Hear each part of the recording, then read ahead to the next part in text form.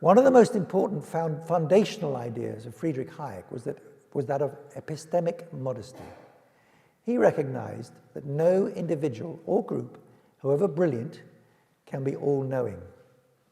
A particular phrase that Hayek used to describe the fatal conceit was the presumption of reason. Hayek was not against what he termed reason properly used, but rather against its naive and uncritical use, against the reliance on axiomatic thinking or biased assumptions, and against the making of excessive claims on shaky foundations. He would not, I think, have been a fan of the OBR. He was particularly opposed to what he called scientism, which he described as a false theory of science and rationality in which reason is abused, and which he traced back to Descartes. He was in that respect very much a supporter of the Scottish Enlightenment and against the French Enlightenment. One of his most telling remarks was that intelligent people will tend to overvalue intelligence.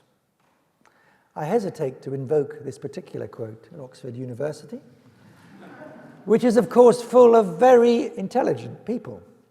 But the observation applies well beyond the dreaming spires of Oxford.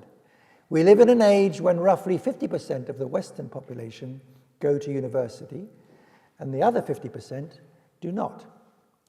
Those who go to university overvalue the fact that they're good at passing exams, and they equate it, rightly or wrongly, with intelligence. They also equate it, entirely wrongly, with superior levels of moral intelligence or wisdom. I'm afraid the exam passing classes are just as subject to motivated reasoning as everyone else, perhaps even more so. Indeed, it is notable that all through our history, it is more often than not, and especially in the 1930s, the working men and women who have shown the real wisdom when our governing classes have lost the plot. Burke referred to this as the wisdom of unlettered men.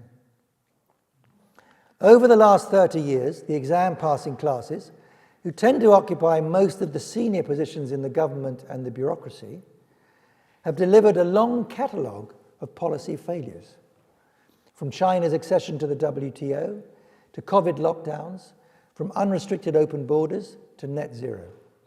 They have embraced and implemented policies which may have suited their own interests, but which were often against the interests of what that great exam passer Hillary Clinton called the deplorables.